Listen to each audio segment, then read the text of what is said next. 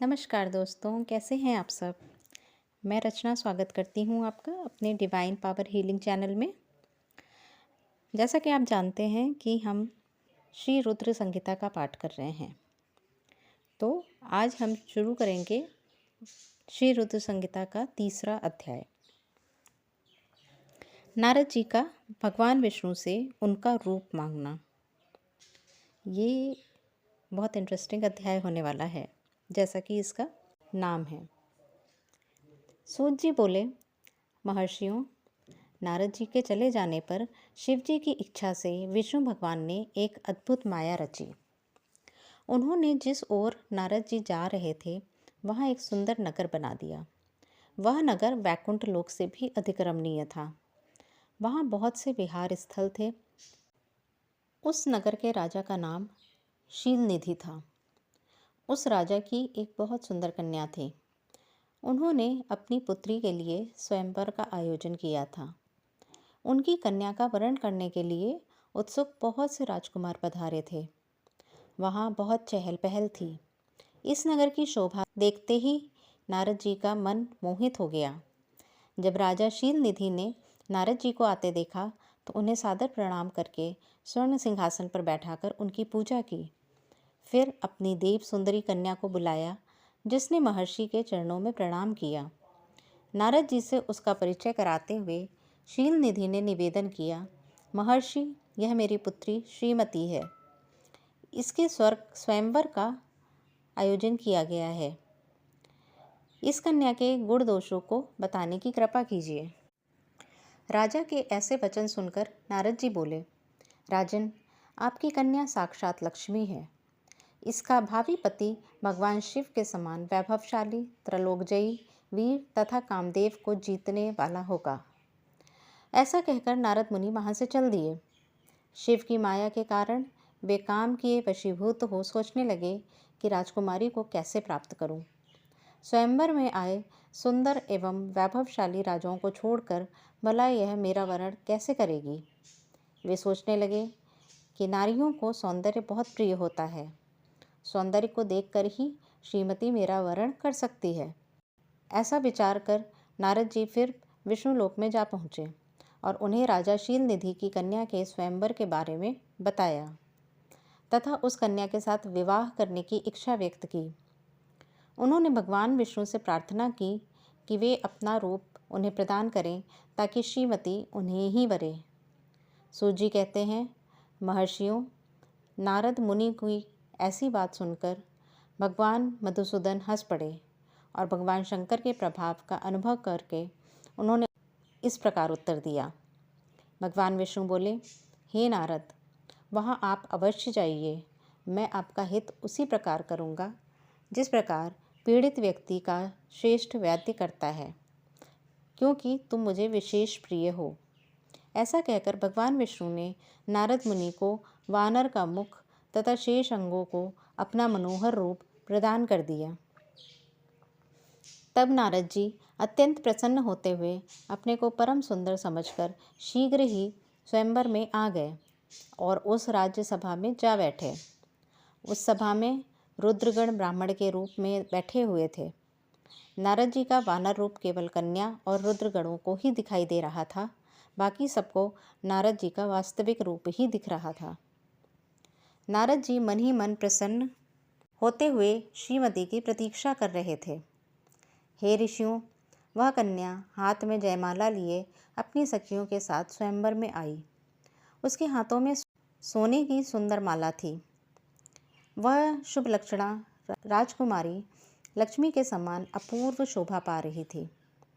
नारद मुनि का भगवान विष्णु जैसा शरीर और वानर जैसा मुख देखकर वह कुपित हो गई और उनकी ओर से दृष्टि हटाकर मनोवांछित वर की तलाश में आगे चली गई।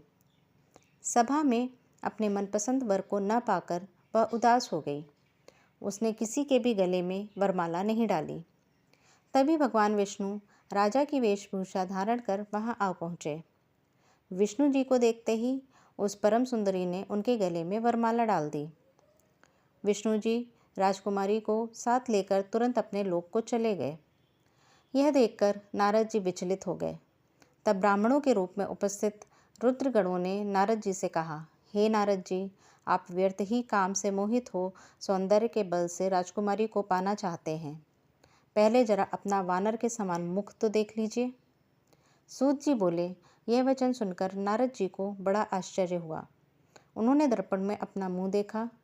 वानर के समान मुख को देखकर वे अत्यंत क्रोधित हो उठे तथा दोनों रुद्रगणों को शाप देते हुए बोले, तुमने एक ब्राह्मण का मजाक उड़ाया है, अतः तुम ब्राह्मण कुल में पैदा होकर भी राक्षस बन जाओ। यह सुनकर वे शिवगण कुछ नहीं बोले, बल्कि इसे भगवान शिव की इच्छा मानते हुए उदासीन भाव से अपने स्थान को चले गए और भगवान शिव की स्तुति करने लगे। अब हम पढ़ेंगे चौथा अध्याय, नारद जी का भगवान विष्णु को शाप देना। ऋषि बोले, हे सूत जी, रुद्रगणों के चले जाने पर नारद जी ने क्या किया और वे कहाँ गए, इस सब के बारे में हमें बताइए। सूत जी बोले, हे ऋषियों, माया से मोहित नारद जी ने उन दोनों शिवगणों को शाप देकर भी मोहवश कुछ जान न सके। तत्पश्चात क्रोधित होते हुए वे तालाब के पास पहुँचे और वहाँ जल में पुनः अपनी परीक्षाएं देखी तो उन्हें फिर वानर जैसी आकृति दिखाई दी। उसे देखकर नारद जी को और अधिक क्रोध चढ़ाया। वे सीधे विष्णु लोक की ओर चल दिए। वहाँ पहुंचकर भगवान विष्णु से वे बोले, हे हरि, तुम बड़े दुष्ट हो। अपने कपट से विश्व को मोहने वाले तुम दूसरों को सुखी होता नहीं देख सकते। तभी तो तुमने सागर मंथन के समय मोहिनी का रूप धारण कर दैत्यों से अमृत का कलश छीन लिया था और उन्हें अमृत की जगह मदिरा पिलाकर पागल बना दिया था। यदि उस समय भगवान शंकर दया करके विष को ना पीते तो तुम्हारा सारा कपट प्रकट हो जाता। तुम्हें कपटपूर्ण चालें अधिक प्रिय हैं। भगवान महादेव जी ने ब्राह्मणों को सर्वोपरि बताया है। आज तुम्हें मैं ऐसी सीख दूंगा जिससे तुम फिर कभी कहीं भी ऐसा कार्य नहीं कर सकोगे। अब तक तुम्हारा किसी शक्तिशाली मनुष्य से पाला नहीं पड़ा है, इसलिए तुम निडर बने हुए हो, परंतु अब तुम्हें तुम्हारी करनी का पूरा फल मिलेगा। माया मोहित नारद जी क्रोध से खिन्न थे। वे भगवान विष्णु को शाप देते हुए बोले, विष्णु, तुमने स्त्री के लिए मुझे व्याकुल किया है। तुम सभी को मोह में डालते हो। तुमने राजा का रूप धारण करके मुझे छला था, इसीलिए तुम्हें शाप देता हूँ कि तुम्हारे जिस रूप ने कपटपूर्वक मुझे छला है, तुम्हें वही रूप मिले। तुम राजा होगे और इसी तरह स्त्री का वियोग भोगोगे, जिस तरह मैं भोग रहा हूँ। तुमने जिन वानरों के समान मेरी आकृति बना दी, वही वानर तुम्हारी सहायता करेंगे। तुम दूसरों को स्त्री वियोग का दुख देते हो, इसलिए तुम्हें भी यही दुख भोगना पड़ेगा। तुम्हारी स्थिति अज्ञान से मोहित मनुष्य जैसी हो जाएगी। अज्ञान से मोहित नारद जी का शाप विष्णु भगवान ने स्वीकार कर लिया। तत्पश्चात उन्होंने महालीला करने वाली मोहिनी माया को समाप्त कर दिया। माया के जाते ही नारद जी का खोया हुआ ज्ञान लौट आया और उनकी बुद्धि पहले की तरह हो गई। उनकी सारी व्याकुलता चली गई तथा मन में आश्चर्य उत्पन्न हो गया। यह सब जानकर नारद जी बहुत पछताने लगे और अपने को धिक्कारते हुए भगवान विष्णु के चरण में गिर पड़े और उनसे क्षमा मांगने लगे। नारद जी कहने लगे कि मैंने अज्ञानवश होकर और माया के कारण आपको जो शाप दे दिया है वह झूठा हो जाए। भगवान, मेरी बुद्धि खराब हो गई थी जो मैंने आपके लिए बुरे वचन अपनी ज़बान से निकाले। मैंने बहुत बड़ा पाप किया है। हे प्रभु, मुझ पर कृपा कर मुझे ऐसा कोई उपाय बताइए जिससे मेरा सारा पाप नष्ट हो जाए। कृपया मुझे प्रायश्चित का तरीका बताइए। तब श्री विष्णु ने उन्हें उठाकर मधुरवाणी में कहा, हे महर्षि, आप दुखी ना हों। आप मेरे श्रेष्ठ भक्त हैं, इसमें कोई संदेह नहीं है। नारद जी, आप चिंता मत कीजिए, आप परम धन्य हैं। आपने अहंकार के वशीभूत होकर भगवान शिव की आज्ञा का पालन नहीं किया था, इसलिए उन्होंने ही आपका गर्व नष्ट करने के लिए यह लीला रची थी। वे निर्गुण और निर्विकार हैं और सत, रज और तम आदि गुणों से परे हैं। उन्होंने अपनी माया से ब्रह्मा, विष्णु और महेश तीनों रूपों को प्रकट किया है। निर्गुण अवस्था में उन्हीं का नाम शिव है। वे ही परमात्मा, महेश्वर, परब्रह्म, अविनाशी, अनंत और महादेव नामों से जाने जाते हैं। उन्हीं की आज्ञा से ब्रह्मा जी जगत के सृष्टा हुए हैं। मैं तीनों लोकों का पालन करता हूँ और शिव जी रुद्र रूप में सबका संहार करते हैं। वे शिव स्वरूप सबके साक्षी हैं। वे माया से भिन्न और निर्गुण हैं। वे अपने भक्तों पर सदा दया करते हैं। मैं तुम्हें समस्त पापों का नाश करने वाला, भोग एवं मोक्ष प्रदान करने वाला उपाय बताता हूँ। अपने सारे शकों एवं चिंताओं को त्याग कर भगवान शंकर की यश और कीर्ति का गुणगान करो और सदा अनन्य भाव से शिव जी के शतनाम स्रोत का पाठ करो। उनकी उपासना करो तथा प्रतिदिन उनकी पूजा अर्चना करो। जो मनुष्य शरीर, मन और वाणी द्वारा भगवान शिव की उपासना करते हैं, उन्हें पंडित या ज्ञानी कहा जाता है। जो मनुष्य शिव जी की भक्ति करते हैं, उन्हें संसार रूपी भवसागर से तत्काल मुक्ति मिल जाती है।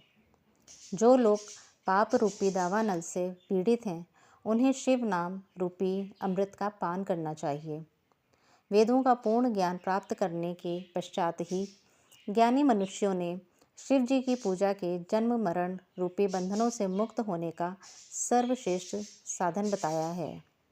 इसलिए आज से ही रोज भगवान शिव की कथा सुनो और कहा करो तथा उनका पूजन किया करो।